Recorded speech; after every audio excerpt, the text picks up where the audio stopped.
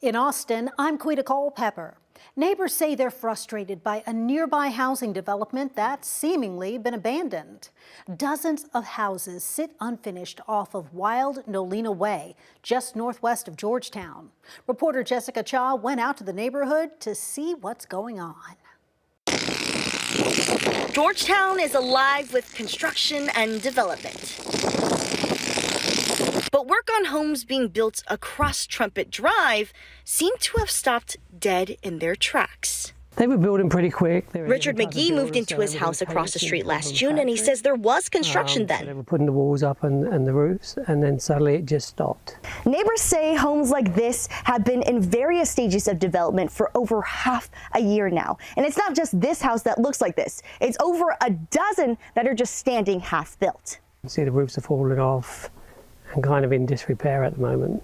The home builder, Onyx Homes, announced in January of 2024 that it planned to bring almost 1,000 homes to Rocking Wilco, a new development on Trumpet Drive.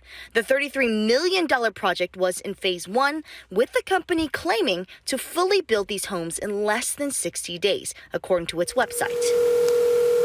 So we called Onyx Homes CEO, Ravi Bhatt, to ask why work has stopped. I just wanted to ask if you guys were still working on the development out in Georgetown, the one called Rockin' Wilco? Yeah, I can't comment on that. He directed us to the company's marketing director, who has yet to respond. But as the structures sit and wait and withstand the elements, neighbors like McGee worry about the structures becoming eyesores and safety hazards. I'm a home inspector, so I inspect homes all the time. And after a while, if they're not supported properly on the wall side, they will start, we'll see some decay. The foundation should be fine, but obviously if you go over there and look, you can see parts of the buildings are already falling down. KVUE also reached out to the company funding the project called Aztec Group. They also have yet to respond. A development frozen in time. In Georgetown, Jessica Cha, KVUE News. Texas Attorney General Ken Paxton says he's made a deal with Samsung to protect Texans' privacy. He says the company has agreed to no longer use technology that can track what viewers are watching on Samsung TVs without their consent. AG Paxton raised concerns about automated content recognition technology and sued 5 TV makers, including Samsung, in December. In a statement, a spokesperson for Samsung Electronics America told us they maintain that their original privacy policy followed Texas law and that Samsung TVs do not spy on consumers. They hope the updated privacy language will reassure customers. A new lawsuit from the Texas Attorney General is putting chest binders in the spotlight. Compression garments, state officials argue, could carry health risks for some minors. But local LGBTQ+ advocates say the conversation should center on education, safety, and access to accurate medical guidance. Here's reporter Brianna Perez. It's about everyone having the right to wear what feels best for themselves and their bodies. Advocates now weighing in on chest binders, compression tops at the center of a new lawsuit from the Texas Attorney General's office. The suit claims a New York retailer, Lola Olivia, sold them to young girls without warning them about potential health risks like chest pain and shortness of breath. The FDA has sent warning letters to other companies, accusing them of illegally marketing the products to minors as treatments for gender dysphoria.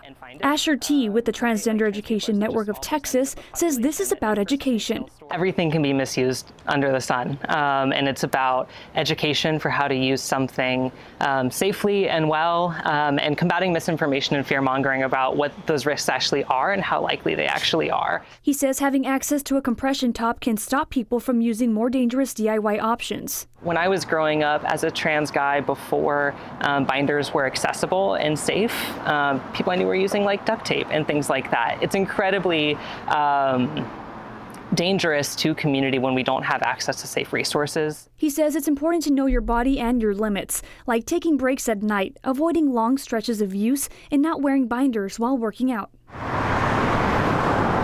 Local retailers who sell chest binders say their uses go beyond one community. It's not just for trans men, it's for actors, it's for people with maybe cis men who have a little bit too much tissue in their top and they want to tone it down. It's also used for being more mobile. When conversations like this start circulating, vendors say they tend to negatively impact sales. Still, they say it's important to continue serving the community where they can. We cater to niche markets. So it is important, even profits aside, it's important to our community that we provide them with what they need and what they can. And that was Brianna Perez reporting. We have reached out to retailer Lola Olivia for comment on the lawsuit. Congressman Greg Casar wants to connect the Texas power grid to the rest of the country. He reintroduced his Connect the Grid Act. It would require ERCOT, which manages the flow of electricity in Texas, to connect to the nation's other major electric grids. Congressman Casar says without a connection to the national grids, the Texas power grid is vulnerable during extreme weather. And he pointed to the winter storm in 2021 that left millions of Texans without power for days. Hundreds of people died. Several other Texas Democrats have signed on to co-sponsor the bill, including Lloyd Doggett, Jasmine Crockett, and Joaquin Castro. Congressman Casar first introduced this legislation 2 years ago, but it did not pass. In Hays County, a new focus on second chances is taking shape inside the jail. Hundreds of inmates are using education, job training, and reentry programs to prepare for life after release. Reporter Daniel Gomez introduces us to one man on that path and how these programs are helping him start over. These are the last sounds of freedom for inmates like Gary, booked into the Hays County Jail. Oh wow, my life was out of control. I had my thinking was out of control. But he's choosing not to remain captive to his past. For the person that doesn't want to better themselves, well, they're just losing out on their chance to rehabilitate themselves, to do better in life, to be productive in society. Gary says he landed in jail for a multitude of reasons, including drug-related charges. But programs at the Hays County Jail are helping him turn things around. He's taking part in Bible study and Narcotics Anonymous. These programs is helping me to discover the true self of who I really am. There are around 55 volunteers helping inmates through education, spirituality, and soon with skill development. Program coordinator Ray Paris says of the nearly 600 current inmates, just under 300 of them participate. I think that if we went down to the base, all the inmates are people. That's why Paris works to expand the programs being offered. That could include yoga, music, and English lessons. And Paris wants more inmates to take advantage. All the programs have a purpose and a common goal. It's public safety. Sheriff Anthony Hippolito says this approach reduces recidivism. And you heard their mission statement, don't come back. And we're not trying to be rude. We don't want them here.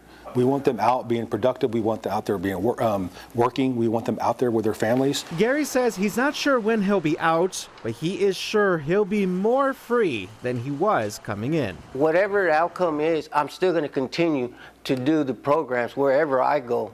And Hays County has showed me that the programs, they do work. Closing the door on bad decisions to be a part of a safer society. Daniel Gomez, KVUE News. And those are the headlines in Austin. I'm Quita Culpepper.